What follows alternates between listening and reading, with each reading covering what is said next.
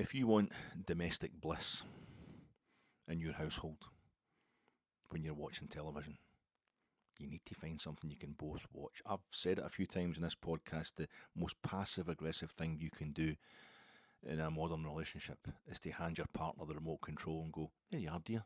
You pick something that both of us can watch. It's out of order. It's a dirty, dirty move. But you know what it's like? There's just so many options. There's so many things available. You've got all these cable channels and stuff like that. Hundreds and hundreds of channels. So many options. You can just stream stuff. You can be watching stuff on YouTube.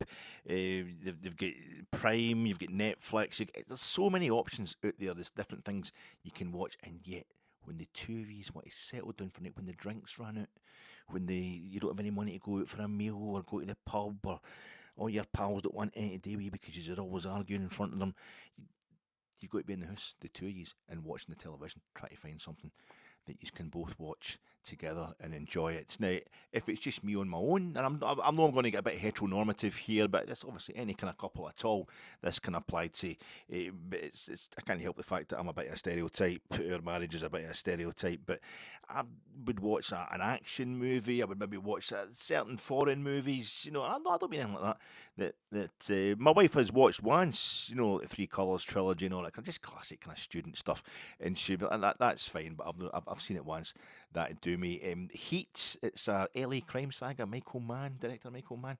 He does this one. It's a bank robber and a policeman that are basically just two different sides of the same coin. It's a fantastic thing. 1995. It was made. I would maybe watch that kind of thing. She's seen it a million times. Not even wanting to see it any more than twice. Really, she just because she's been living with me for 27 years. But no matter watch that. And if she's on her own, she would watch maybe something more girly. I know that's a terrible thing to say, and I've got nothing. There's certain rom-coms that I really enjoy. One of my favourite movies of all time is Ang Lee's Pride and Prejudice. That's not really a rom-com. It's quite brutal stuff. Some of the brutal stuff in it. Just if it's well acted and it's a good plot and all that, it's different class. I'll watch it. I don't mean that, but she maybe watch a bit. But like I would watch a crappy action movie that doesn't really. It's really just trying to appeal to idiot blokes. She would watch a crappy rom-com that's not, you're not going to get blokes watching it. It's a kind of like stereotypical, heteronormative, kind of sad blokes like myself only going to watch it. But the two is together. Try to find something that we can both watch. Absolute nightmare. What you need in that situation, you can't watch the futuristic stuff. You know, the sci-fi. I'm not a big sci-fi fan, but my wife absolutely despises it. It needs to be something special before she's going to watch anything kind of sci-fi. I'll give it a go. I'm definitely like a bit Alien or something like that. That's a bit horror as well. I know, but I'm no. I would like Dune. I've watched the Dune films that have been out recently. She's not in any way interested. You're going to go futuristic, even dystopian, whatever like that. You're going to go a bit foreign. No. You want domestic bliss. Mark Ruffalo. You want Mark Ruffalo. You want anything involving Mark Ruffalo. I'm telling you, a few weeks ago, we're sitting as a Sunday night, I don't know, a couple of months ago. It was about a month ago, about a Sunday night, and it's like, what are we going to watch? Need something the two of us can watch. You know, you've done BBC iPlayer and everyone just desperate for stuff the two of us will enjoy. Oh no, that's too rank for me. Oh no, that's too kind of girly for me. Oh, that's too stupid. We watch Mark Ruffalo, and he's in this thing called Task. It's a little mini-series. It's 7 episodes long. I'm quite sure the 6th episode was set up for a new season or a new series to be made, but maybe didn't get the funding for that, so they just went and did a 7th episode that properly rounded everything up. It's so rarely that happens these days, and it wasn't brilliant. Some of the acting was terrible. No, for Mark Ruffalo, it wasn't, and he executive produced as well. And the two are like, it's Mark Ruffalo. You know what you're going to get. Safe. It's safe. It's of a certain quality. I've got Mark Ruffalo films. You know, is it that Crime 101 thing that was on Netflix recently? A few of the boys on here like, you like a bit of Michael Mann, you like Heat. There's a lot of Heat references in this. Absolutely brilliant. Thanks, boys. Watched that. Saved my life when we were on holiday there. Back in Easter it was. Down south in this Airbnb type place, and it's like one of the just done the restaurant thing, done the pub thing, like when you're going to have a night in the house together. This Crime 101, a few folk have said that, it just looks like Heat. Mark Ruffalo's in it. All right, I get a go then, because this makes it a bit better. It's a terrible rip-off of Heat. It wasn't an homage like Christopher Nolan in the Dark Knight Rises, the Batman stuff. This was just ripping up. Because it wasn't as long a film and not as good a film, they tried, it's not an ensemble piece like Heat is, so they tried to get all the characters, 2 or 3 of the characters, into one character in the course of this Crime 101. Like the Barry Keoghan character, he's Waingro. He is Waingro, but he's the bad criminal. How you do these jobs wrong. There's a kind of morality there, even for the criminals, and he's failing and all that. But the Nick Nolte character, he's like the fence, but he's an evil fence for the hunky Australian guy. He's the Neil Macaulay character. He's a Robert De Niro character. The avatar for that in Crime 101, who's the hunky Australian guy doesn't even want to commit any violence. You know, he's a nice criminal, but it's Neil Macaulay just doesn't want there to be any innocent bystanders, but doesn't really give a monkeys if they have to drop it a hat. These guys will rock and roll, but they have the meet cute thing, him and the love interests, you know, and it's a bit of animus at first, like it always is in a meet cute, but they hate each other at first, and then they realise, no, there's something here, and although Edie doesn't hate Neil Macaulay, and she actually is quite fancies him, but he's horrible to her, so that she then hates him. Anyway, same thing goes on. It's a car crash in Crime 101. They bump into each other, but he can't give his details because he's a criminal, you know. But then they get to know each other, and then it's like she's quite happy to tell him all about her life, but he can't tell her anything about his life because he's a criminal and he wants to keep it. And eventually that becomes a problem, but he wants her more than he wants the life of crime. There was that, and then Nick Nolte, he's the fence, but he's like the good fence. He's like Nate is a good fence in Heat, but he's also like Van Zandt, and maybe even the Hugh Benny, the Henry Rollins character in Heat, the kind of bad fences. He had evil guys. He's all the Nick Nolte, he turns evil in Crime 101, and just a whole lot of things. But in it, Mark Ruffalo's the cop. He's the Vincent Hanna of this, and he's a good guy. He's good guy. He's splitting up with his wife and all that. He's having a terrible time with his wife. They've split up, and he's in a kind of flat, an apartment that's got the whole Mies van der Rohe kind of glass wall thing, looking out onto the Pacific, the California sunshine. I don't know how he's affording that when he's a divorced, on the cusp of getting a divorced copper. But it's a bit like Neil Macaulay has in Heat. But he's there, and then Halle Berry, who's obviously beautiful because she's Halle Berry. She's doing bad things. She's the criminal, but he can tell that she's been pushed towards that, and she can stay at his place when she's struggling, and there's no chance he's going to try and do any funny stuff. There's going to be nothing sexual going on there, because even though he's a divorced man and all that, he's just lived. He's got the hunters and hunters of hair. Derek McInnes, he's got the hunters and hunters. It was dark hair, and he's a good-looking guy, and he's got the grey in there now. He's a bit salt and pepper. I don't mean salt and pepper. We're in the mix, and what's my... Here we go again. What's my weakness? Men, and it might be, but it's no that kind of sort. His beard, and it's all kind of grey with life, because he's lived life. He's a real man, because he's at the point where he doesn't have to prove it. You know, he's a bit older as well, so he's got to be careful. But he doesn't want. He knows not to do that way with Halle Berry. And he lets her off. He doesn't prosecute it because he knows how real life works. And that kind of thing. He's safe. He's reliable. He'll hold you like no other man will hold you, because there's a passionate. And then this thing, Task, that we watched on Sky, it was kind of dodgy and all that, but Mark Ruffalo saved it. He makes it, and he's the main man in it. And he's an ex-priest. But he's an ex-priest because he realises the whole priesthood thing's dodgy. You know, he realises it, like Spotlight, the character he plays in Spotlight, you know, then where he's working for the newspaper and that kind of thing. You know, it's like, so he exploits. So he's Rangers man in that sense. I would imagine Mark Ruffalo, but he's an ex-priest, and he's, you know, adopting Wayne's and that, because he just got so much love to give. There's so much goodness in him, but he also knows the bad ways of the world, and his son's murdered his wife and all that kind of stuff. It's unbelievable what he goes through, but he bears it, and he drinks and all that, because he's a real man. He's not trying to be perfect or like that, but you can go to him. He's nice.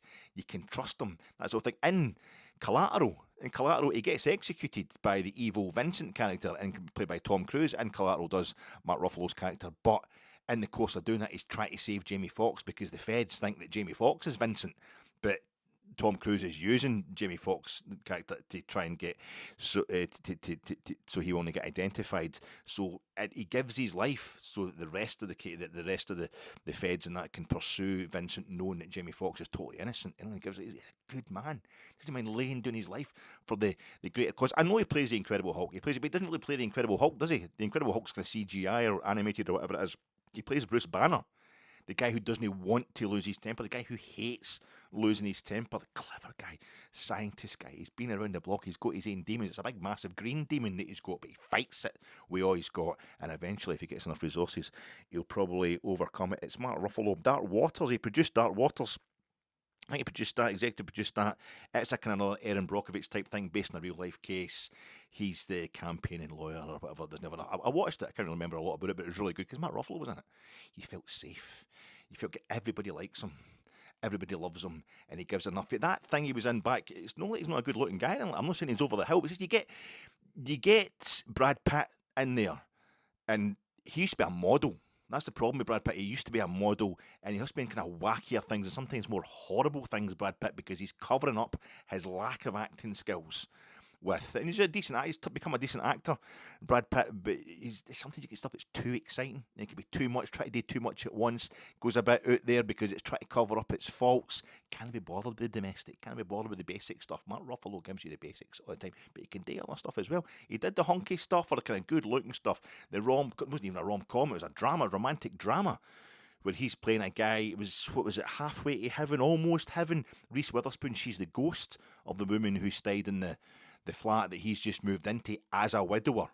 I mean, it's like, get a dog in that shoe, you're absolutely set for life for the women. But it's Reese, so there can't be any sexy stuff. There can't be any sexy. I don't know I can't remember how it ends. I don't know if Reese Witherspoon goes and reoccupies her cadaver, so she's decomposing all over him at the end. But that was the main thing. He's in pain. She doesn't know she's a ghost, I don't think. Why are you in my flat? She sent him. But it's a great film, and he's good, a young, good-looking guy at that point when he's got it all. He's got it all going on. I think Zodiac, he's really nice in Zodiac, isn't he? He's a decent guy. I can't remember his character. Jake Gyllenhaal kind of steals the show. Zodiac's absolutely bloody amazing. What a film it is. But yeah, I actually can't remember what's going on with Mark Ruffalo's character. I just think he was a bow tie. He's some sort of lawyer or some sort of defender or something. Anyway, he's good. He's a decent guy. He's earthy. He's been round the block, but he's clever, and he's what you need really at this Zodiac. Just like Heaven, Crime 101, Spotlight, Dark Waters, Domestic Bliss. I've covered all the Mark Ruffalo stuff, and that's Mark Ruffalo is 2 years older than me, and Derek McInnes is 2 years younger than me. And that's a sandwich I want to be in. I'm quite happy to be in the meeting that sandwich. That's two men that will hold you in the nice, the secure, and nothing funny will go on. There'll be no try to slip stuff in there. The two of them are just holding you because they know you need held, because they care. They'll tell you when you've got to sort yourself out, and you will listen, you'll respect them. I'm quite happy with talking of cinema. Talking of folk writing stuff, I've always found it quite poetic that Knockback Corner in Glasgow City Centre, Knockback Corner is at the bottom of Union Street, bottom of Union, it's the opposite. It's quite, and it's a block away from Hope Street. So you can either, I know it used to be Boots. I know it used to be Boots in the corner. I'm not doing that horrible thing. It's no her fault. It's you. But it's not a KFC, so I fire into the wee birds all the time. That's always the result. You know what I mean? I can't help myself, so it's absolutely disgusting. But at the KFC, I have been in that KFC plenty of times. It's desperate, but I don't care. I've had a few beers in the town centre. I'm going in there. I'm getting my KFC on it, and it is magical what happens in there. Always a result at that particular corner now for an old guy like myself. But I always thought it's a block away from Hope Street, so you can either, Hope is just behind me. When you get in the knockback at Knockback Corner, Union Street and Argyll Street, or you can turn around and you can walk back towards Hope. I always found that's quite poetic, but it was kind of not diametrically opposite. But if you just head straight up, back up Hope Street and back Renfield Street, and then you take a right at some point, you end up at the top of Buchanan Street. No up at the concert hall, but just at that bit where you're opposite the main entrances to Buchanan Galleries to the shops. The wee steps that go up onto the doors that you open up to take into the escalators to go up to the shops. I was there about 8.5 years ago, and it was cold and it was dark, but there was a light inside. There was a warmth inside me, and then it started buzzing, but it turned out it was my phone, it was my pockets. I didn't want to go in because a few layers on, not too many, because I'm so fat that I'm quite naturally insulated against the cold. But it was a dark December afternoon, although the lights for the show, it's all quite Dickensian that way. We delude ourselves that the Victorian thing, the Victorians kind of invented Christmas. They mean Coca-Cola. Dickens kind of invented Christmas with a Christmas Carol. We don't think about the millions of folk that were dying and living in poverty and cold and starving, even though he puts them in A Christmas Carol, Dickens. But that thing we've got, we find Christmas really cosy because it's like Hygge, the Danes call it. And there's lights coming through all the shops and what have you, and I had this thing buzzing in my groin. It's not the first time I thought, I'm not going in there because apart from anything else, I've got 2 bags. I've got bags in both hands. It's not often I'm in the town centre shopping for anything other than food, or I was going to the boozer, basically. One time a year, I go into the town centre, do a bit of shopping. That's Christmas, and I've got bags in both hands. And I thought, no, I'm going to wait until I'm on my wee train, like a big pram, just kind of rocking you to sleep, nice and content. The wee 15-minute journey in the branch line, it takes me from Queen Street back to my most local of local stations, back to my homest of home patches, and then I'll get the phone. I'll read these things on the phone. I can put these bags down, and I went down because I knew it was going to. I knew what it was going. There was a contentment about me. There was a warmth, and there was a light, not coming for the shops, not coming for, just certainly not light as in lightness of weight, but there was a light about us at this point in time. I knew what this was going to be. I knew what the buzzing in the phone was all about. I knew what the texts were. I knew what the messages were. I knew what the headlines were going to be, and I just took myself down Buchanan Street towards the top entrance to Buchanan Street Underground. It's on Buchanan Street, but I hung that left past the comic book shop and the shoe shop that's in the corner, and it's at Greg's, and up that lane, you pass Waxy O'Connor's, the bookies on the left hand side, Waxy O'Connor's on the right hand side, and it's lovely when you look into a pub that's kind of semi-darkness or candlelit as Waxy O'Connor's, as folk having a drink. It's very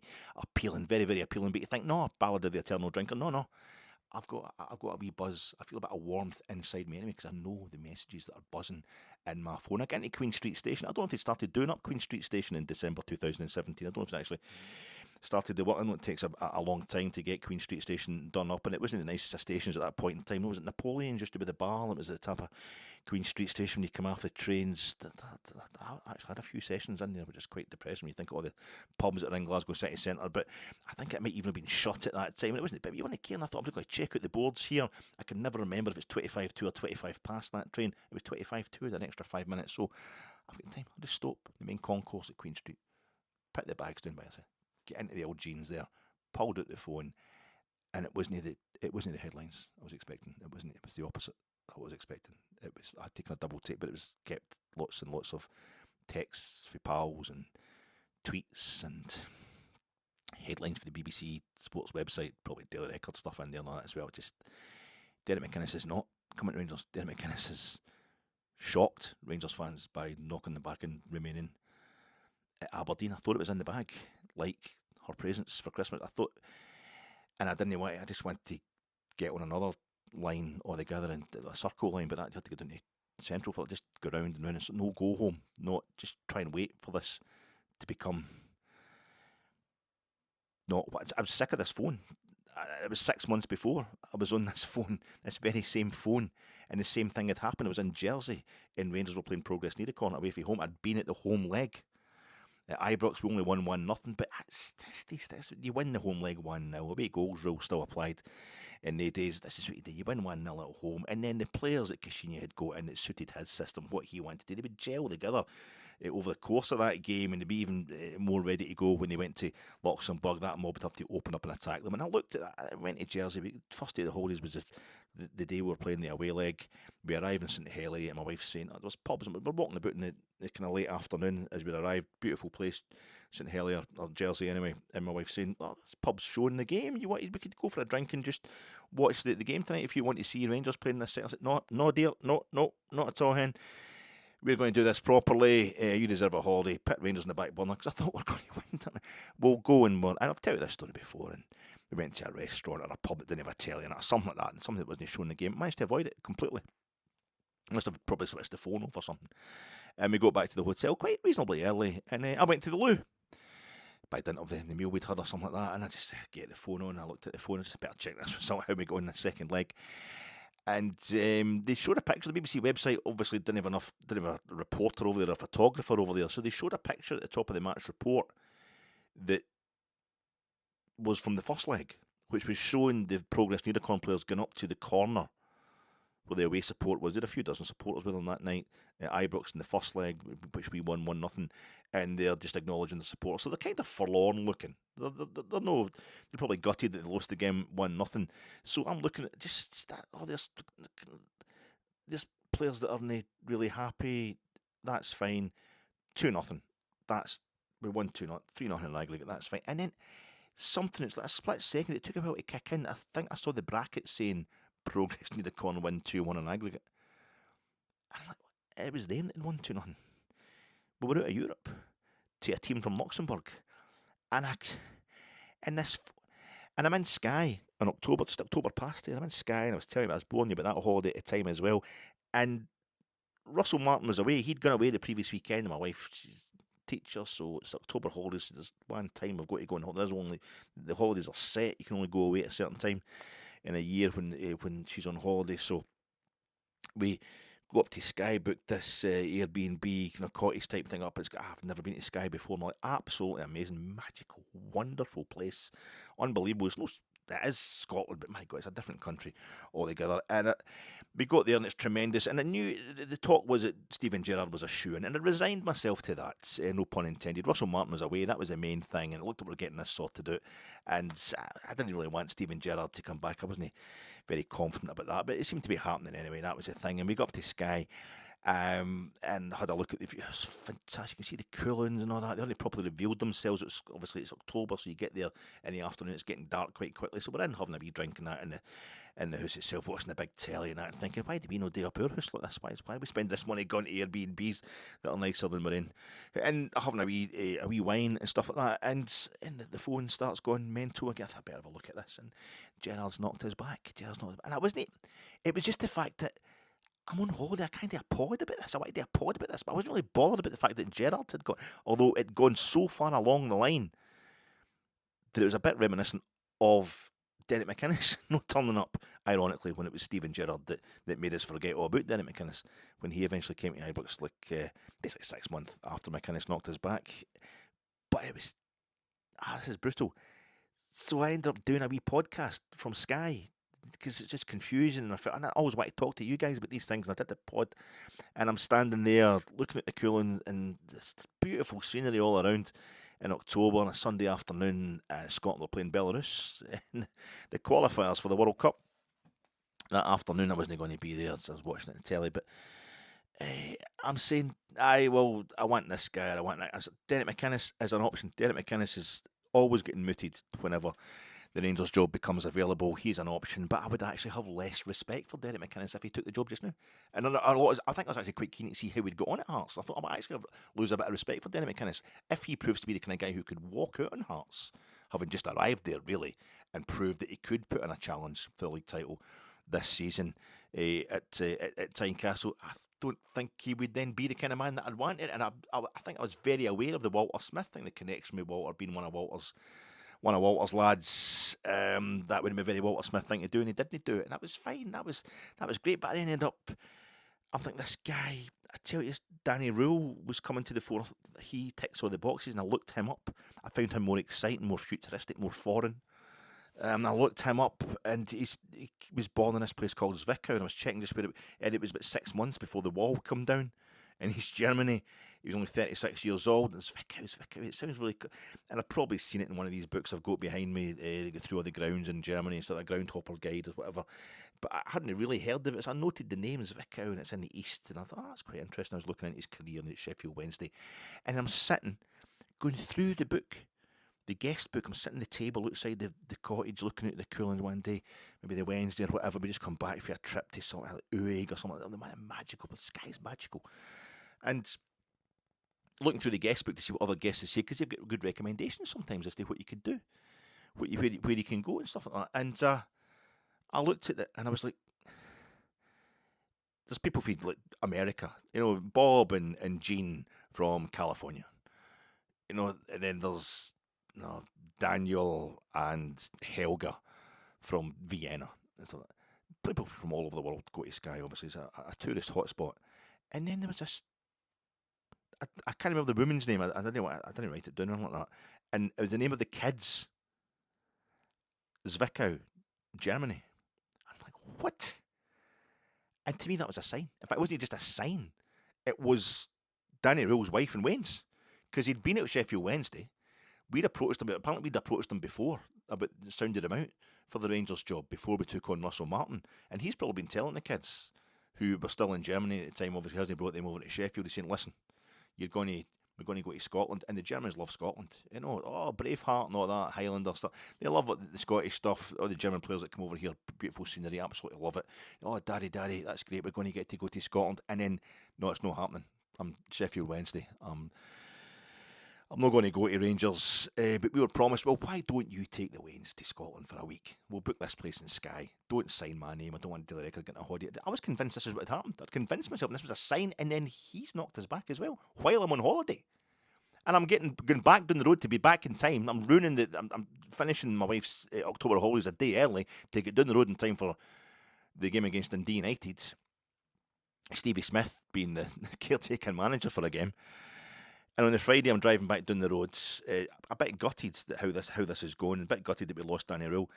And it's Kevin Muscat was leading the way again. And I was sitting, because the Morrisons that we'd stopped in on the way up to Skye in Fort William to get the supplies for the cottage. Well, we stopped there on the way back as well for a pee stop and get a wee sandwich I had to have in the motor. And it was the middle of the mod. The mod was on in Fort William. It was all these folk walking about in kilts and stuff like that. Like they were playing up to the stereotype, but they're on choirs and things like that. And sitting there, and I'm watching while having a sandwich and a coffee in the motor on Morrison's car park with the station, but in the Harry Potter train sitting in the station behind us. And I'm watching this interview on Chinese television, which luckily was in English for the sake of Kevin Muscat, and he's describing his tactics. And I'm thinking, I suppose I can't, but I wasn't convinced at all. And then I'm doing the podcast, and the next day, it turned out by the Monday, whatever, Muscat had knocked us back. He wanted more time, but we got Danny Röhl, and I felt as if it was in this. I felt it's fated. It's meant to happen. And then this last week, it's just, what the summer holidays, the schools are breaking up next week, and I'm sitting trying to watch the World Cup, and he's in the crowd. Derek McInnes is in the crowd at Boston, in the Gillette Stadium in Foxborough, in Massachusetts, watching Scotland. We's capped to the back, talking about the gats in his raps.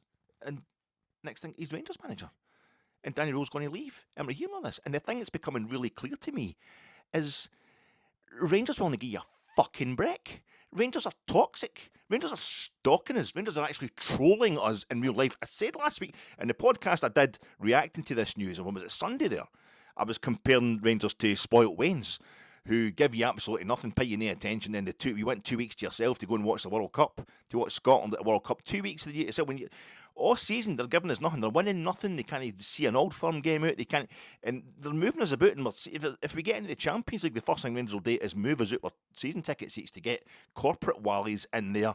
They're having a go at us for tifos that don't have actually only a problem, the tifos, because they misunderstand the tifos. And then they're having a go at the Union Bears for getting on the park and taking care of business with the Celtic supporters who are trying to invade our bloody stadium and take, treat us like shit.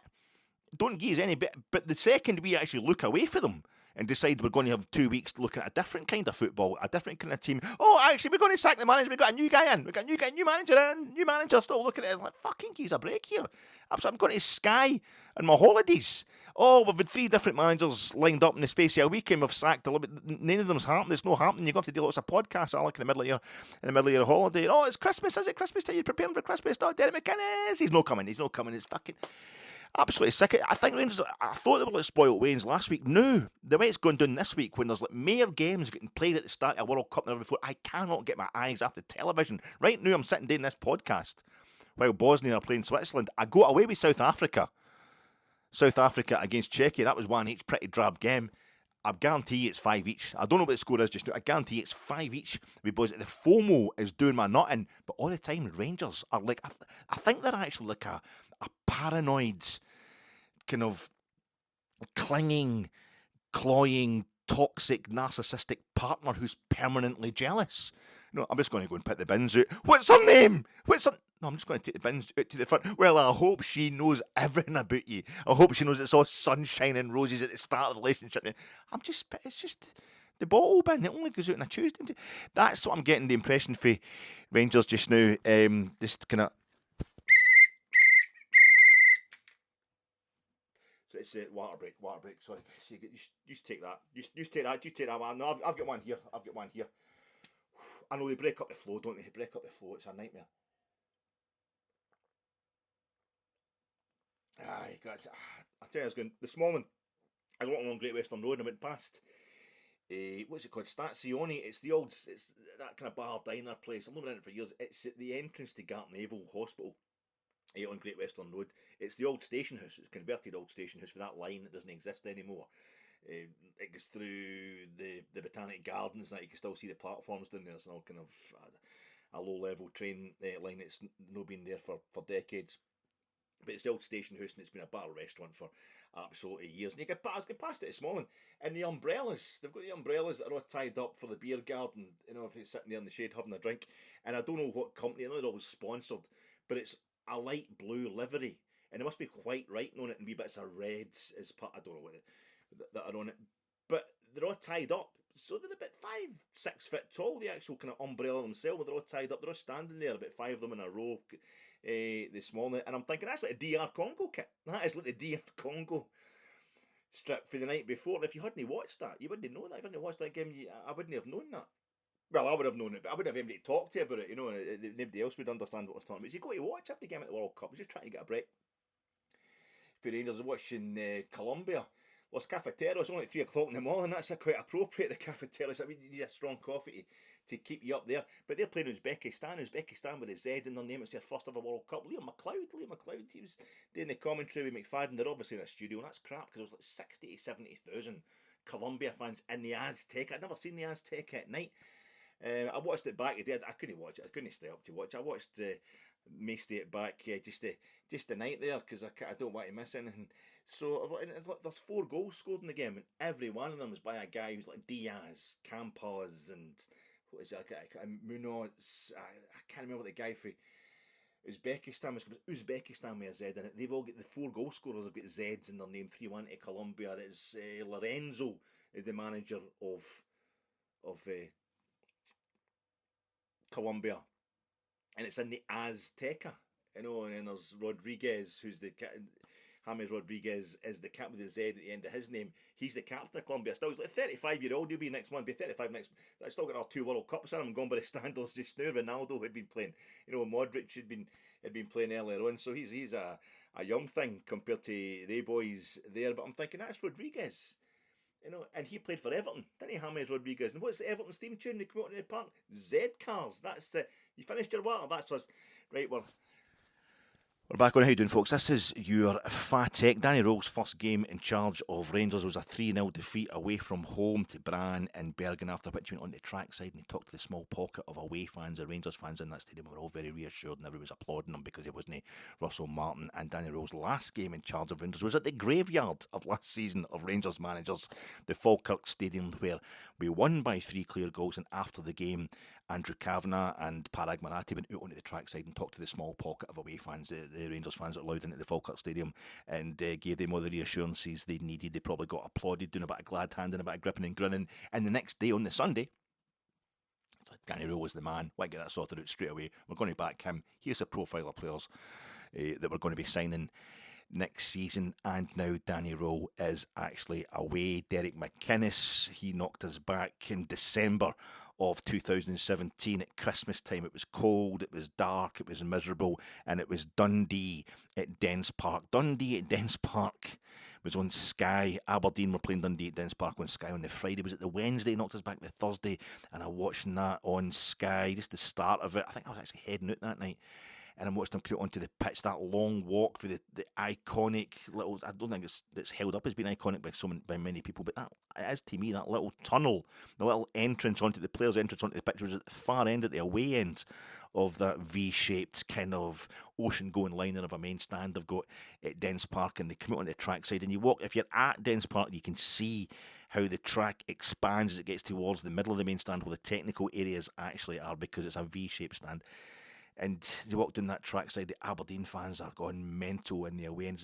It's the Bob Shankly and the Bobby Cox, the 2 stands. I can never remember what one's at what end. It's 62 Dundee winning team manager and captain Dundee title winning team. But they're walking down there, and the Aberdeen fans are going crazy for Derek McInnes. He's walking down the track. He stayed at Aberdeen, the ones in the main stand as well. They're all going crazy for that. It's like the hero has stayed. The hero's knocked back. Rangers, for us in Aberdeen, obsessed with Rangers as they are now, watching it going, this is shit.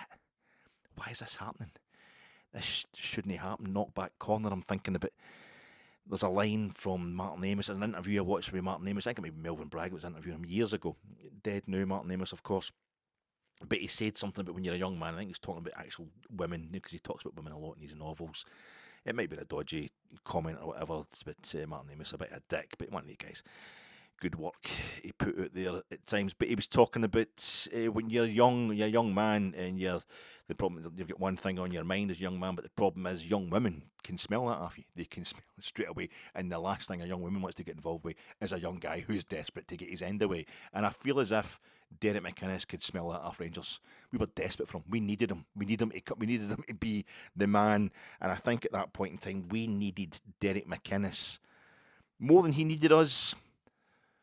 But also, he was just one thing that we needed. There was more important things required. And Steven Gerrard, 6 months later, was the starter providing us with so many of those things. But now I feel as if he's just the last thing we need. He's the thing that needs to come in, the final piece of the jigsaw to slot into place. A few other wee things in the background need to be sorted out. But I feel we're less desperate now. He's maybe desperate to beat Celtic after what happened to him last season. But this time, when we approach Derek McInnes, he's out in the sunshine. It is the sunshine. It's the middle of the year. It's literally the very middle of the year. We're approaching the lightest night of the year, and the live game on the Friday night isn't it Aberdeen at Dens Park in the SPFL Premiership. It's Scotland playing Morocco in the Gillette Stadium in New England in Massachusetts in the World Cup finals. Reaction to Danny Röhl leaving, reaction to Derek McInnes arriving as the new manager, not head coach, manager of Rangers. Pod coming to you in association with Jersnet. Check out Jersnet every Friday 9 p.m, every Sunday 9:30 p.m, live on the Jersnet YouTube channel. Throughout the season, throughout the club season, which is very much over just now, although Rangers don't seem to want to acknowledge that. And I'm coming to you also in association with, look, I had this worked out. I had it all worked out, and this is why you go to watch the World Cup. This is why you got to keep in mind. You've got to keep going through the stats. You don't have time for club football during the finals, during the World Cup, during the Euros, because you've got to keep up with your football. I had it all worked out. I forgot that Haiti had actually qualified for the 1974. Even that's all I talked about last week. Haiti had qualified for the 1974 World Cup finals, because I got ahead of myself with the stat was that Scotland's first victory in the World Cup came in 1974.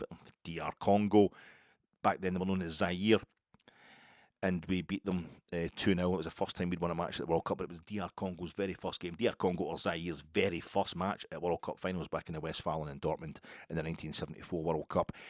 Our next, we also beat New Zealand in Malaga in the 1982. Our first game in the group stage of the 1982 World Cup finals in Spain. That was New Zealand's first ever game in the World Cup finals.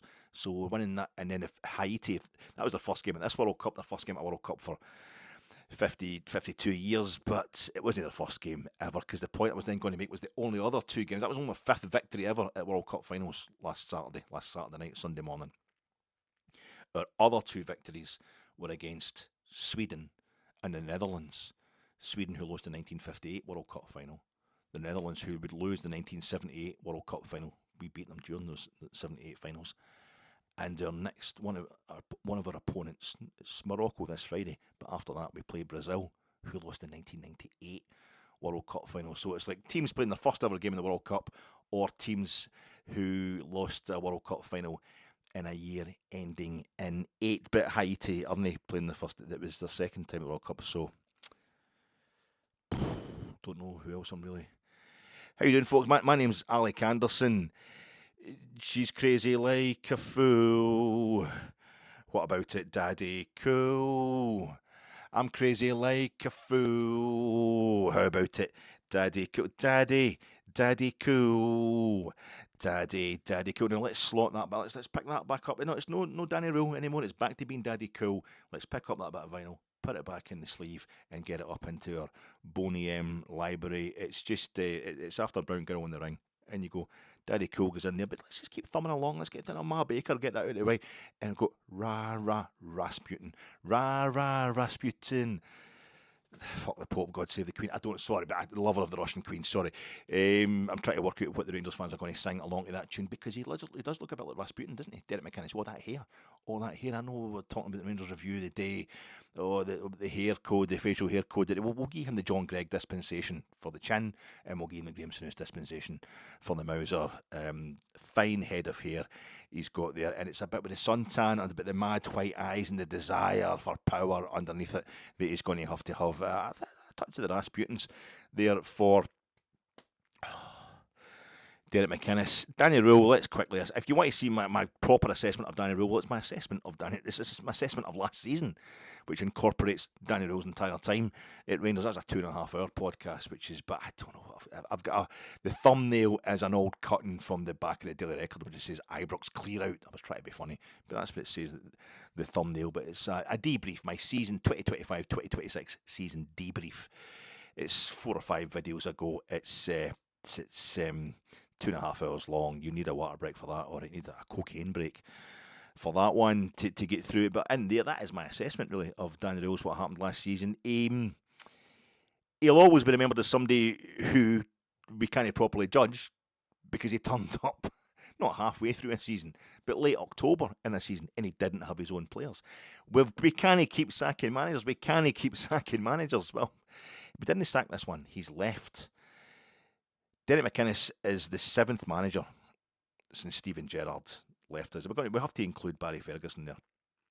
It was more than a caretakership with Barry Ferguson, but he's the 7th manager since Steven Gerrard left. He's our 8th manager of the 2020s. It's only 2026. It's got to stop. But maybe this whole thing of we always throw in there the wee kind of add-on is we can't keep sacking managers. We got to give a manager a whole season. He's got to get a pre-season. He's got to get his own summer transfer window. Well, the beautiful thing about this is Derek McInnes will. He will get his own.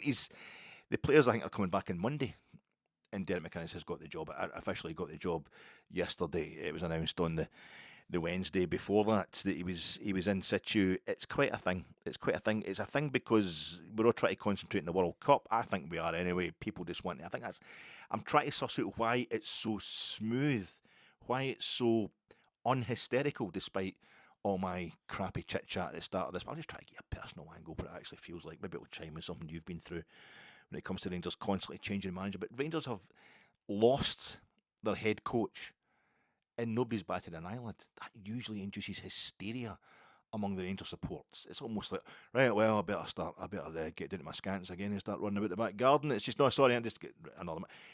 It's almost by rote. We've got to get hysterical when we lose a manager. It's not happening this time. It's just nobody's really losing their shit because Derek McInnes was gone. And yet Derek McInnes being somebody who's constantly mooted for the Rangers job, and it's constantly becoming available, he's arriving now. And we're all kind of just going, yeah, it just feels safe. It feels maybe a sideways step, but instead of concentrating on the futuristic stuff and get it kind of away, but even though we've done it, we've been to a European final just a few years ago, and we got to a quarter-final season before last in Europe. That's the kind of futuristic stuff. That's the stuff I'm really dreaming about. That's the looking far into the future kind of stuff. It feels that we've got to be much closer to home and look after the here and now. The domestic stuff's got to get sorted out, and it feels like Derek McInnes is absolutely the man to do that, although he's got a decent enough European record, as we're going to discuss, considering the clubs that he's been at before. It just feels really strange. I don't know if because Scotland on the World Cup is acting as a bit of a mainstream media distraction to all this, but even within the world of Rangers, Twitter, etc., it's just, this is good, this is fine, this is just, it was all done and dusted before we even had a chance to really get excited about it. Although I must admit, I'm talking to you on the Thursday, yesterday, Wednesday, when there was that moment where Danny Röhl had been announced as Salzburg manager and Derek McInnes hadn't been confirmed as Rangers manager. I was actually thinking Rangers were going to wait to see if Scotland beat Morocco on Friday night, the early hours of Saturday morning, and they would announce it then just to try and get our attention back, trying to stop looking at them, look at me. But no, they did it straight away, but there's still a few hours where people are saying, well, it's a shoo-in, Derek McInnes is going to take over, it's a done job.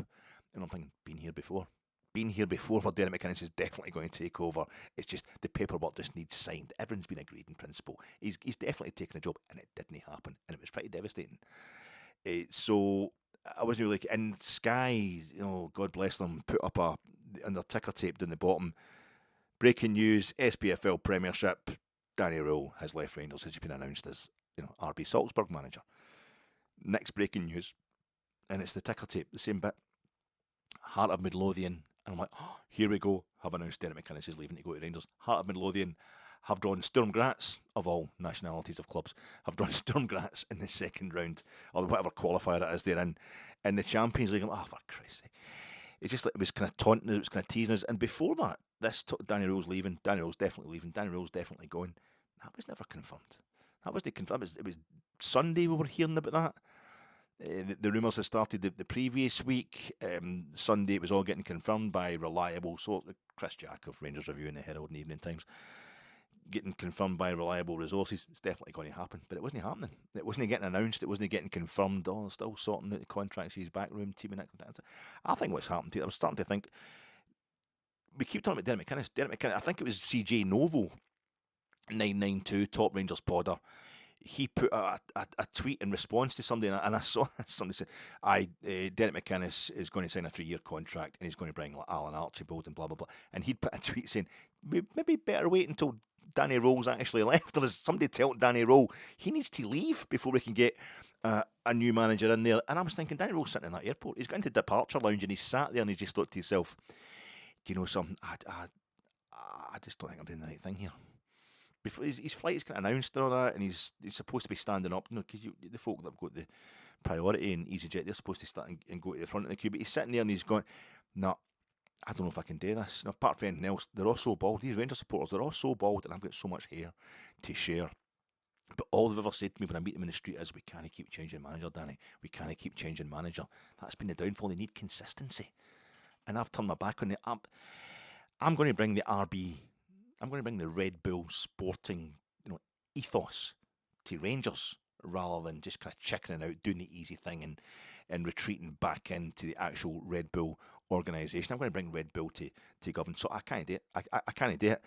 I'm going to tell the wife and the Waynes that Bearsden's absolutely lovely. Get them over here. They can have a wee holiday in Skye every now and then. And he goes back out and he walks out, and there's Jim Gillespie standing there. Jim Gillespie still, Jim, you couldn't leave. You knew I was coming back. It's Ross and Rachel. It's the last episode of Friends. I didn't get on the plane. Anyway, right, Danny. Why are you over here, by the way? The flight's coming in from London. What are you doing over here? I'm obviously just. It was. Is that Derek McInnes? Derek, could you just go along to Marks and Spencer and get us a bottle of wine or whatever? Just I'll put it on your expenses. Danny, before you send to the press night, just going to the Sky Lounge here. I've got something to because they're probably up at Auchenhowie just now. They're just scraping the R's for the training gear. Because the D's there already. I know I've got lots of money for the 49ers, but you don't want to. There's no sense in wasting money at the car park, the DR car park, and just scrape that off and get a wee replace it with a Mackay, D Mackay. Mackay. How's that work with a Mac? I'm not really sorry, but it felt as if it actually wasn't going to happen. But by God, it has happened. Danny Röhl's time at charge at Rangers. Let's quickly assess it. I say it's always going to be. He didn't get a chance to properly show us what he could do because he had left. He had left before he could complete a full season, before he could get a pre-season. He definitely coached some players too. Maybe Big Fernandez, Emi Fernandez, who's now a target for Bayer Leverkusen for $20 trillion. Maybe he was going to get to that point anyway. That's why we bought him for Peterborough for serious money. So Kevin Thelwell, Russell Martin, whoever, kudos to them. But it felt like it was Danny Röhl who coached them to that level, who got the best out of him. He got Nico Raskin. He said he was his man on the pitch. He certainly got something out of him. But I think Big Chermiti was the one who could also have been eventually going to get there. Another great buy by Kevin Thelwell, Patrick Stewart, whoever was doing, or Russell Martin. He seemed to have the basics from the word go. Playing away to Sturm Graz was the one I really remember. Him first appearing for us at Chermiti, where he was getting in the positions, but he just couldn't quite get the shots off and all that. And it seemed like that was just to be expected of a striker who's newly arrived. He's not probably got the sharpness yet. Just needs the confidence, just needs the conditioning, just needs to acclimatise. But it was definitely Danny Röhl who helped him acclimatise.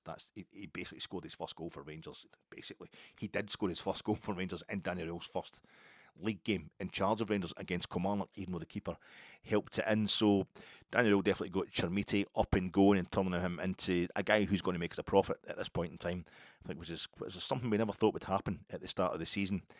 Russell Martin, an absolute disaster, a car crash, awful off the pitch as well. The players just the support despising them, and it was terrible. Quite traumatic stuff. His first 7 league games in charge, he wins 1, loses 1, draws the other 5. Stevie Smith comes in and draws his game against Dundee United as well.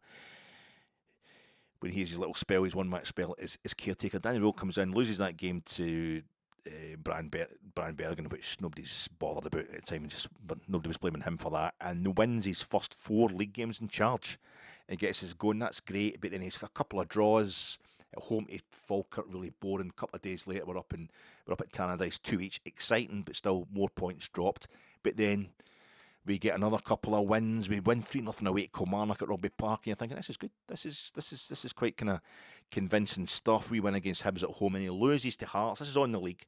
He loses to Hearts in the league at Tynecastle, but that's not a big disgrace. It's only by 2-1 because Hearts are the form team all season. Hearts have been the form team right up until the last 4 minutes of the bloody season, 4 or 5 minutes, whatever it was, of normal time that was left when Celtic went 2-1 up that day. And then after that, Danny Röhl goes on a run of 6 wins in the bounce, and we have that win against Celtic at Parkhead. It's the end of Wilfred Nancy's reign. It's always, you've got to kind of dilute the glory of that one by saying it was Wilfred Nancy, who was a terrible, terrible Celtic manager. But they were 1-0 up and playing well at half-time, Celtic, and we went out and destroyed them in the second half. It was scintillating. I went at Parkhead as I went at Parkhead. But Danny Röhl played, I think, 5 Old Firm games, Scottish Cup, League Cup, 3 in the league, and he's won one of them, and it was that one against Wilfred Nancy. I think the rest were against Martin O'Neill's Celtic, so he's lost the League Cup semi-final. After extra time, he's going to 10 men. He's lost the Scottish Cup game at Ibrox on penalties. And he had an actual over 90 minutes loss at Parkhead in that complete collapse that we suffered in the post-split fixtures. It's only Wilfred Nancy's. And the 2 each draw with Celtic in the league at Ibrox the week before the Scottish Cup game, where we're 2-0 up, looking fantastic at half-time. And in the second half, it just slowly drifted away. This became a criticism of Danny Röhl that he couldn't see games through. He couldn't have a kind of 2-half performance, a 90-minute performance. He would get one good half out of Rangers, beat the first half or the second half. It wasn't going to be enough. But as I say, it's a guy who's working with players that he hasn't bought. He brought in his own players.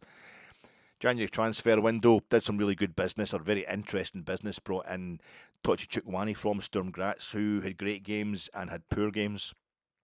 He brought in Tur Romans, who wasn't as fit as wasn't as available as we'd like him to be, but when he did play, he's sensational. Rolls Royce player. Ryan Nadiri, again, some injury problems, bit of a concern, but a fantastic player, really, really good. Ryan Nadiri playing up front, and then we'd Skov Olsen of Wolfsburg, and I think Danny Röhl has done with Skov Olsen of Wolfsburg the reverse of what Andrew Cavenagh and Parag Manat did with Danny Röhl when he arrived, which is sound him out. They sounded him out about a possible move.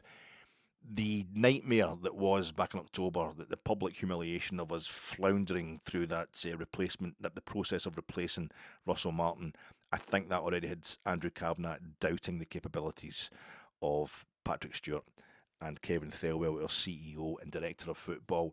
And reading between the lines, it seems that that's why Stephen Gerrard knocked us back as well, because he didn't like the CEO and or the Director of Football. And then in comes Danny Röhl, who knocked us back as well, because he was pissed off, I think, with the whole process. It wouldn't surprise me if Andrew Cavenagh had gone to him in person and made personal assurances to get him to come to Rangers. And then Cavenagh, was this ever confirmed officially? Could you do a little report, traffic-like system, on the players that we have on our squad? What you think of the squad that's Patrick Stewart, Russell Martin and Kevin Thelwell have assembled for us? And I think there's more red lights than green on that report. And within a week or so, Thelwell and Stewart were gone. So you've got that flux going on as well, while a young manager, 36, just turned 37 recently, did Danny Röhl, is trying to turn round. He took a team that was in 8th place in the league when he arrived in late October and did have his top for a few hours overnight, one Saturday in April, whatever it was. He did have his top of the league at some point and really had us challenging right up until the split. We got to that point and he won these 6 games from the kind of late Christmas periods into the new year, 6 games in a row, and it was a 3-0 win against Dundee at Ibrox, where we, into injury time, we're still 1-0 up, and Danilo confirms that we scored 2 goals in injury time as Celtic are drawn at Tynecastle. The top 2 are both dropping points the same day. We're moving closer. The real hope that day, real real fun in the Ibrox stands. That was a nice day, a nice Sunday afternoon. But then we draw 0-0 with Hibs. We then go and beat Kilmarnock 5-1, but we're getting booed off at half-time because we're beating 10 men 1-0.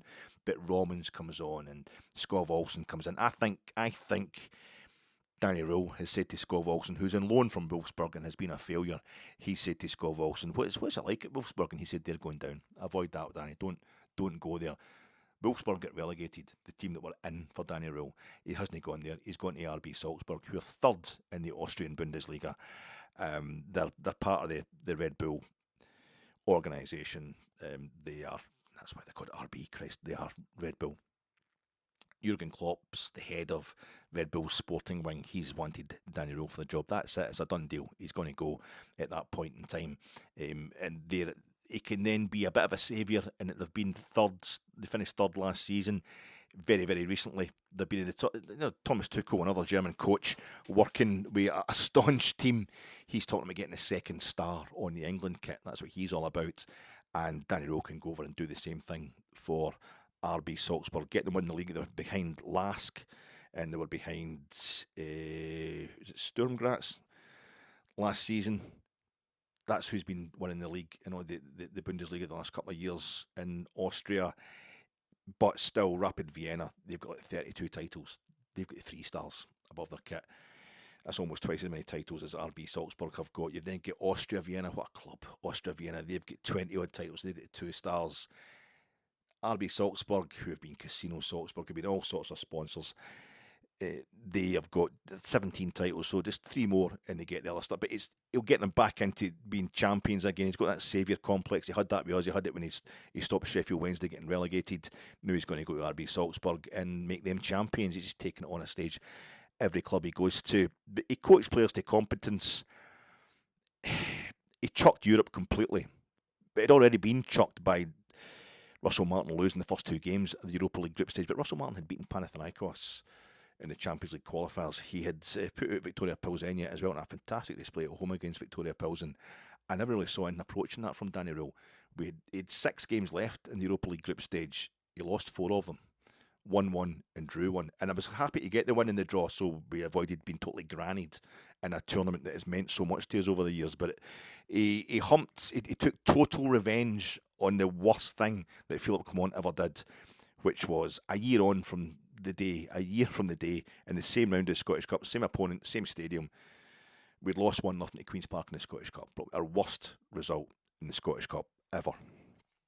And a year later, Danny Röhl beats them 8-0. Queen's Park. Same goalkeeper that saved the penalty in the last minute versus Tav. Tav's put a hat-trick past him in the first half. It's 8-0 going on 10 for Rangers against Queen's Park. But conversely, it just within short order, Philip Clement losing to Queen's Park in the Scottish Cup had got us through to missing out the knockout round, playoff round, post the group stage, because we'd finished 8th. We'd finished in the top 8 of the first Swiss system Europa League group stage. Danny Röhl's in charge, and Russell Martin had started the ball not rolling in that group stage, but we don't go through. We finish in the bottom end of that table. It was terrible. Only 1 win. That was a kind of saving grace, but that was awful because I like my European stuff. The 2 games against Celtic in March, 2-0 up at half time, and then just letting it drift in the second half. Celtic come back to 2-8, get a late equaliser. But after that, and we draw with Livingston as well. But then we went in this like a 4-game run, which culminated a winning run. A measly win against St Mirren and a better win in a bit. And we got to the point where we were 2-0 down at Falkirk, of course. The second time this season out of the 3 times we went to the Falkirk Stadium. And that Sunday afternoon at Easter, and I'm down in West Yorkshire podding about this because it was such a momentous day, and I watched it live on the laptop. We came out in that second half, pulled 1 back before half time, came out in the second half and scored 5 goals with it. No, we didn't. There was a reply. We win the game 6-3. Amazing. Some world-class stuff from Nico Raskin that day. And that's why I want him to go. That's why I'm glad Nico Raskin had a good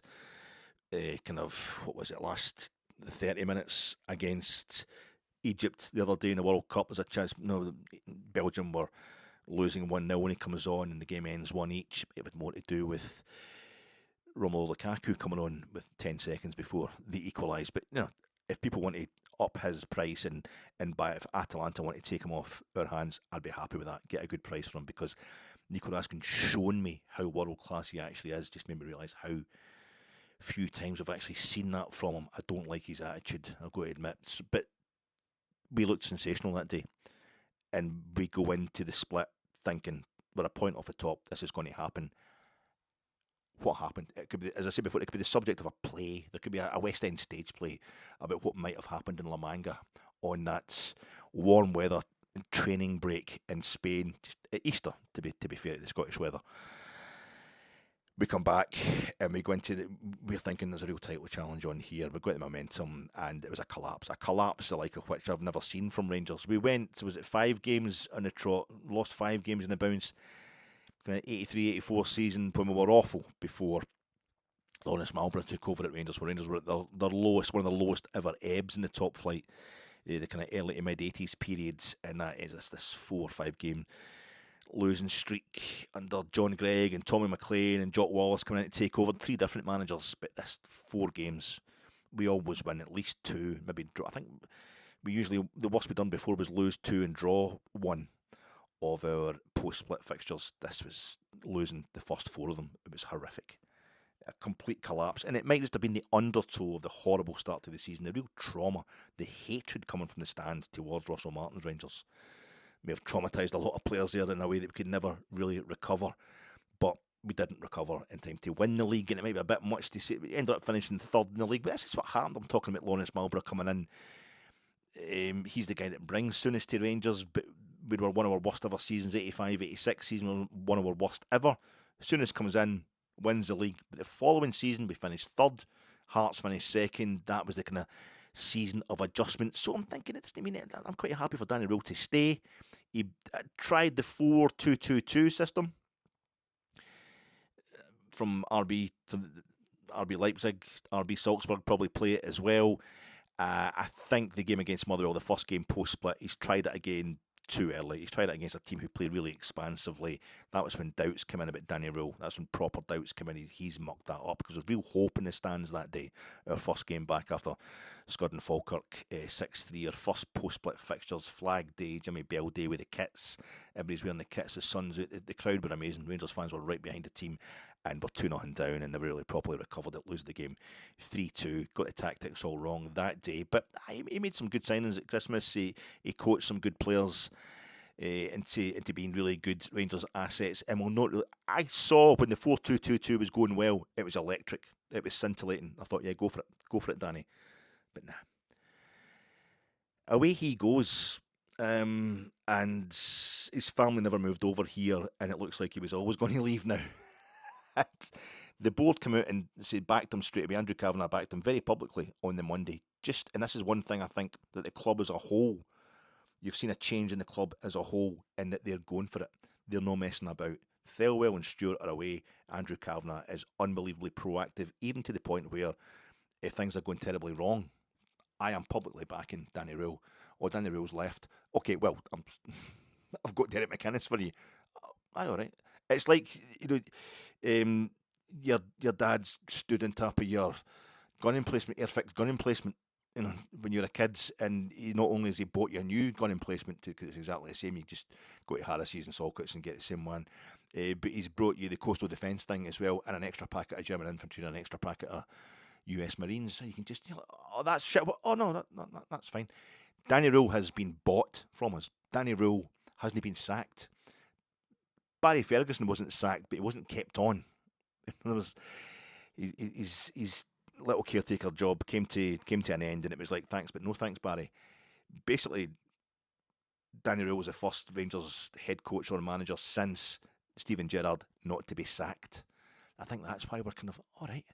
And the word on the street is we're getting £2 million from RB Salzburg compensation. They've bought him for £2 million, and we're paying Hearts £500,000 compensation to get in Derek McInnes. So we're making a profit on the thing. So it's a kind of success. So we're like, okay. And this talk we'd heard from Andrew Cavenagh the day after, their second big win under Danny Röhl at Falkirk. They only gave me one post split the last day of the season. was that we're going to go for more Scottish players, SPFL savvy players, leaders. We're going to get captains. So Lawrence Shanklin, we get him a week later. He epitomises all that.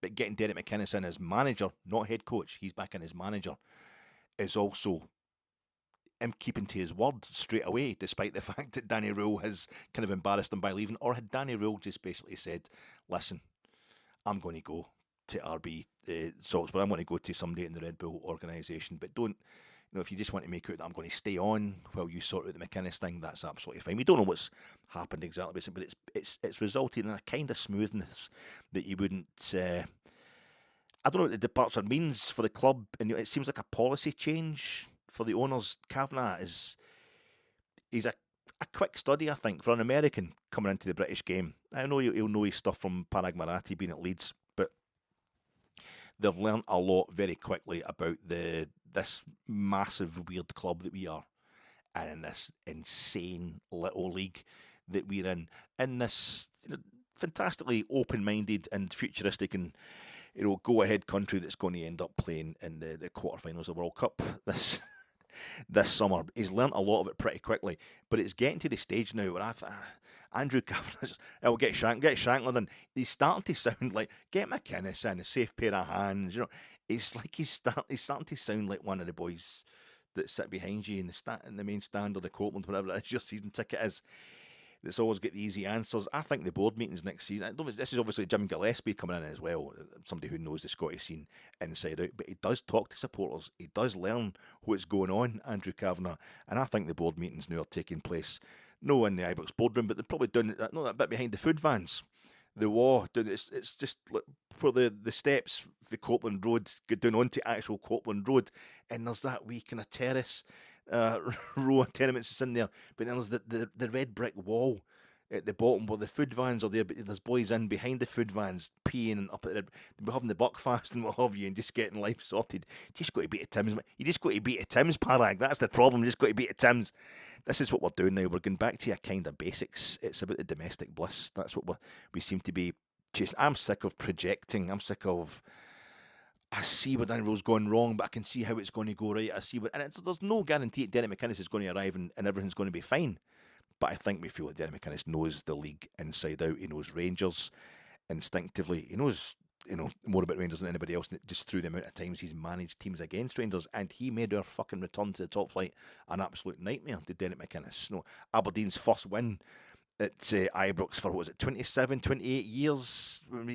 I know we heard him go at Stephen Gerrard in there at that point, but he gave Gerrard a few black eyes as well, pitting us at the Scottish Cup and pitting us, beat us a League Cup semi-final in the same season. I think it was like Gerrard's first season back in there with Lewis Ferguson that he knows very well, scoring the only goal at Hampden against us in that League Cup semi-final for Aberdeen. He played for Rangers. He's a Morton legend. He played about 200 odd games for Morton. I didn't realise, Derek McInnes. And he's come to Rangers as a kind of fringe player in the midfield. Scored 4 goals for us. They were showing them, not just in Rangers TV, but they were showing them during the week, maybe the Rangers archives or something like that. And I was at the game where he scored against Alanya Vladikavkaz in Europe. He was part of treble-winning teams, the team that won the league at Parkhead. He's a dude when it comes to playing the game. He went to West Brom. He was loaned to Stockport County. He was loaned to Toulouse. So he went to France. Didn't last long, but expand your horizons. He played for Millwall. He played for Dundee United. He played for St Johnstone at St Johnstone. Midfielder, of course, Derek McInnes at St Johnstone. He then ends up getting a player manager's job. Wins the championship with St Johnstone. Gets him promoted into top flight. And from there he gets the Bristol City job. He's won the championship with Kilmarnock as well. That's good stuff.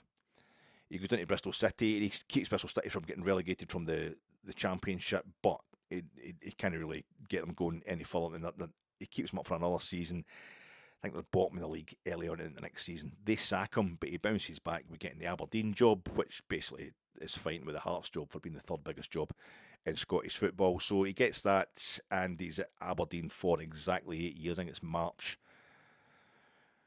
2021 that he eventually is sacked by Aberdeen, but he gets him into Europe straight away. He's got 4 second place finishes with Aberdeen.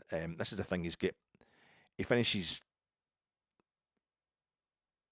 4th in the league with Kilmarnock as Kilmarnock manager, 4th in the top flight as Kilmarnock manager. He finishes distant seconds 4 times with Aberdeen. He finishes unbelievably the closest second ever with Hearts last season in the top flight. There's your data analysis right there. There's your data analysis model, Jamestown Analytics, or whatever it is Rangers are doing with the data analytics. Give him more resources, he gets closer. He's now going to get up to 10 times more resources than he's ever had before in his life. It seems like, in terms of making him, it seems like the most sensible move ever, because if Andrew Cavenagh has come into your club and has thought to himself, like I always think, I want Europe, I want to do it all. We should be aiming to get back to European finals. We should be. Who in Europe really cares who wins a top flight in Scotland? As long as you can get access to Europe, as long as you can get in there. But it's become more and more unbearable to watch Celtic continually fucking winning the thing. I think Hearts, that was a final straw. If it's not going to be as well, if Hearts win it, no, they've done them over. They don't know how to cope with us. They don't know how to get. How to cope with Celtic's ways when it all comes down to it. We need to get, it's us, it's only us that can stop them. It's become more about stopping Celtic, actually, in some ways, than it has about fucking Rangers winning the league. But we've got to win stuff. We've got to start winning trophies again. It feels like maybe a slight sideways step, as I say, in order that we can then make 10 steps forward. End the Celtic dominance, and let's start making it all about us winning trophies again. And Andrew Cavenagh, I think if he'd any ideas that it was all about going out into the big, wide European scene with this club that's, oh my God, look at what they can... There's only a 5 million population in Scotland, but this team gets to European finals and what have you. And he's turned up here and he's being like, he's a fucking League Cup. Never mind getting back to Seville. European. Can we just get to a Scottish Cup final? Can we beat Celtic at Hampden? I think we've done it twice in like a decade. But we seem to play them every bloody season at Hampden.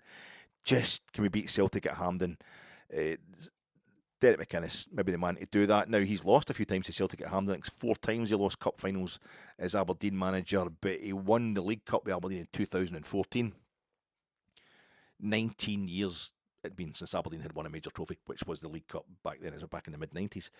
They won the League Cup, and that was it. That was the only major trophy up until season before last. Jimmy Tellin wins him the Scottish Cup, and he gets sacked like most other Aberdeen managers because he was heading for relegation as well. Derek McInnes always kept them up there. They didn't appreciate what they had by the end. They were wanting things to change, but it was Europe every season. He got them into Europe every season. He was manager. It was 7 seasons in a trot. He couldn't get them into a group stage, I don't think, but he would have this little thing where he was like, he put out Groningen. Remember that? Rijeka, our old pals for Croatia. I think he's put Rijeka out as Aberdeen manager, but also been put out narrowly by Rijeka as Aberdeen manager. It was always Europa League qualifiers, then dropping down into Conference League qualifiers eventually. Couldn't get into the group stage, but they went really close. It was very respectable against Real Sociedad, very respectable against Sporting Club de Portugal of Lisbon. You might know them as Sporting Lisbon. Burnley, did it go to penalties against Burnley? Was it extra time before Burnley put them out of Europe as well? So we're talking big resources there compared to Aberdeen's. He did quite well. Very, very consistent. And then he gets sacked by Aberdeen because I think he scored 1 goal in 8 games, and they suddenly decided, the thing that always happens with these clubs, they suddenly decide, no, they're always Aberdeen, Alec Ferguson. We want Alec Ferguson stuff. You're never going to get that again. That's a one-off. But this is the guy that came closest to breaking the old firm duopoly 40 years after Alec Ferguson was the last man to do it. He's now Rangers manager. They get rid of him, and he ends up going to Kilmarnock to replace Tommy Wright. I think it was. Kilmarnock had been relegated in the Championship. They're struggling in the Championship. I don't know where they were. I don't think they were getting close to getting relegated, but they weren't getting anywhere near getting promoted. And he came in, I think, in January, and he wins the league last day of the season, beating Arbroath at home. It was effectively a title playoff. On the Friday nights, he wins the title. In the following season, Kilmarnock survive in the top flight, and the season after that, he's got them in Europe, and they draw at home all 3 European games. The same thing, dropping at the Europa League qualifiers into the Conference League, but he's drawn at home with Cercle Brugge, Tromsø, and Copenhagen.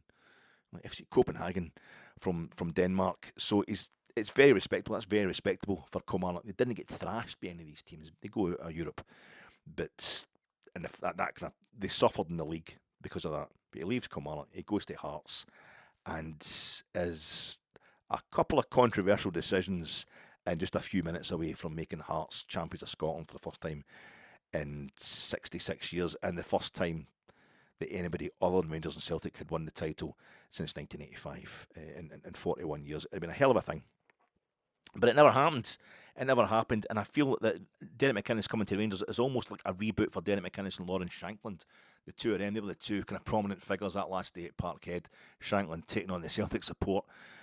Derek McInnes, the manager of that team that took it all the way. And I don't think they would feel they could go again. They wouldn't feel that we're not going to do this with Hearts. We don't have the in us.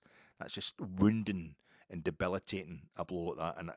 And at Hearts in a way that could be absorbed by a club of Rangers size. But we're worried that our players and our managers for the last few years don't get it. They don't understand what's going on in Scottish football. They don't understand how we're hated and how these things can be manipulated against us. We've got two guys here who probably understand it better than us. Shankland at this point in time is definitely going to be our captain next season because it's his manager from Tynecastle who is now our manager. It feels smooth. It feels like such a smooth kind of transition. It's really quite surreal. Matthias Kaltenbach, Sal Bibo, Matthias Kaltenbach, who's part of Danny Röhl's team that arrived here. Sal Bibo, who was part of Danny Röhl's team at Sheffield Wednesday. I think we got him independently of Danny Röhl, didn't we? To Rangers, the goalkeeping coach, and Scott Fry, the set-piece coach. They've not left, or they've not gone to RB Salzburg with Danny Röhl, so I don't know what's happening with them. Derek McInnes has brought in Alan Archibald, Paul Sheeran and Craig Clark as some of his team from Tynecastle, etc. He's going to put his own. So we'll find out what's happening with the backroom staff and whatever, but it feels like a homecoming. It does feel like a wee kind of homecoming for us and for Derek McInnes. He played for Walter Smith. There's no getting away from it. He played for Walter Smith. I heard Heart and Hand, David Edgar and Heart and Hands. We're always just looking for Walter Smith to come back. When Walter Smith was here, we weren't. When Walter Smith was here, there was always arseholes trying to be different and slagging his shit at him and all that. But aye, that is exactly what we want. We want that kind of cosy feeling. We won't get. I mean, he's not going to be Walter Smith. Nobody is. But he comes from that ethos. He comes from those values. He has that fucking knowledge. He's played under Walter Smith for a few years. He's been in dressing rooms where Walter Smith has been manager of Rangers. He knows the club. He is the club. Derek McInnes. He's just that kind of guy. And he's turned us down before. He turned down Dave King. And I say that it just increases his appeal in my eyes. This was Keith Jackson, mind you, that was telling us this in Daily Record, so I don't really know what to. His motivation to beat Celtic, Derek McInnes, and his awareness of what that takes is even greater. It's even greater than ours. It's going to be greater than that of a 37-year-old German. Not that I'm slagging Danny Röhl. I wish Danny Röhl all the very best, and I thank him for coming in and what he did. The way he took over the club, the situation he took over, he was very, very cool. But he's very Jeremy Davis. He was very Jeremy Davis, who was known as Jeremy Boring. I don't mean that. His style of football was very exciting at times, Danny Röhl's. But Jeremy Davis, the actor who plays Snow in that the kind of sci-fi thing, but also he plays, is it Upham, Private Upham, and Saving Private Ryan, the guy who speaks the German, that he can't quite bring himself to shoot him, but he shoots him at the end. All right, he's Jeremy Davis looked really like him, Danny Röhl, but as I say, Derek McInnes is definitely the Mark Ruffalo appointment. It just makes me feel very, very safe. I want the automatisms. I want us to have a fixed style so the players can improve season on season, the way it happened under Steven Gerrard. This is why I was happy with Danny Röhl staying, because it provides you a bit of consistency. But the Danny Röhls of the world aren't going to stay. We could fanny about with managers and still win titles and cups like Celtic did last season if we had a period of a few years with good players and a proven style who win titles and cups together. A nucleus has to be formed. As Dick Advocat and even Alec McLeish were able to work off Walter Smith's first spell as Rangers, the dominance he'd set up there. Not that most of the players were kind of changing, but certainly by the time Alec McLeish came in and Dick Advocat brought in a whole new plethora of players that Alec McLeish was using, like Arthur Newman on it. But the nucleus was there, the muscle memory of just getting over the line, just winning. Derek McInnes, who took Hearts from 7th to 2nd, such a close second in the space of a season, is also not a guy who's going to go anywhere if he starts winning at Rangers. He's the base builder that we need. He'll want to be here for years. He'll want to be. He's the Greggs, isn't he? Like you're at lunchtime there, and you're thinking, I could go for maybe you're into building your muscles. Have some whey, get some bananas or 25 raw eggs or whatever it is, or you're just trying to lose weight, as I should. I'll have a wee bit of rye vita with a bit of cucumber on it. You think, fuck that. No, I could go a fish supper. I could always go a fish supper. That's much more entertaining. That's much more exciting than that. But it's too much.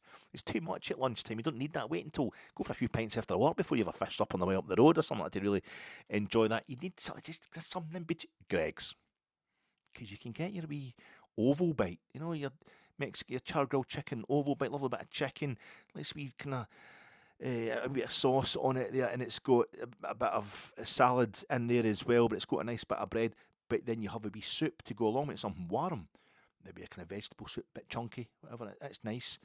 And if you're any kind of normal human being, if there's no something wrong with you, you get a steak bake. Some folk go for a sausage roll. I like a sausage roll, but when there's a steak bake available, you get a steak bake, you have that, wee can of Coke, a pineapple cake, and suddenly it's still lunchtime sized, but you're buzzing, it's nice, and you feel sated, it's not too much, you feel warm, you feel great, you feel safe, you feel as if everything's going to be alright, everything feels good again. That's the way I feel about Mark. We've had a really, really hard time at our work. Derek, can we just come home to you for a big cuddle, just stick the kettle on and sign Lewis Ferguson, and everything's going to be absolutely fine. Queen Street Station's done up now. It's beautiful. It's lovely, Queen Street Station. Especially at Christmas time, you go in there and get the piano and you can see all the lights in George Square, all the Christmas decorations in George Square and round about the whole square, and it's just a big window onto that. It's absolutely lovely. And Mark Ruffalo was born in Kenosha, Wisconsin. And you know that if you're a Weezer fan, famously that's where Al, in the video to Buddy Holly, the classic video to the classic tune Buddy Holly by Weezer, Al, the font, it's the Happy Days thing, he introduces them as being from Kenosha, Wisconsin. No, they're from Los Angeles. Weezer are from LA, even though Rivers Cuomo was born in New York, but they're from Los Angeles. But it's what's with these homies dissing my girl? Why have they got to front? What did we ever do to these guys that made them so violent? What we did to these guys that made them so violent was we sang sectarian songs and we didn't sign a Catholic for 70, 75 years, and we won lots of trophies and lots of titles. Now, we stopped with the anti-Catholic signing policy thing. That effectively stopped with the arrival of Graham Souness. That's 40 years ago. That's 2 generations ago. And the sectarian songs, they do come out, they get sung again at times of, like, when we feel we're being hated by everybody and we want to hate back, the sectarian songs come out, but it's intermittent. It's something that's going to disappear again, I think, when we start winning stuff regularly. So most of the 21st century, the sectarian songs have been disappearing, evaporating. But the winning titles and the winning cups, I think that's the thing we've got to get back to. That's the thing we've got to get back to. And that is what the one and only Derek McInnes, I feel, will help us do. There's no guarantees at all, and you'd need to be some sort of nut job to think that after everything Rangers have been through in the 2020s so far, this is our 8th manager of the 2020s, you need to be some sort of twat, idiot, numbnuts to go ahead and make any predictions about what Derek McInnes is going to do. Once he's won 10 in a row, maybe he'll move on and take the Man United job. I don't know. But welcome to the club, Derek. Welcome home.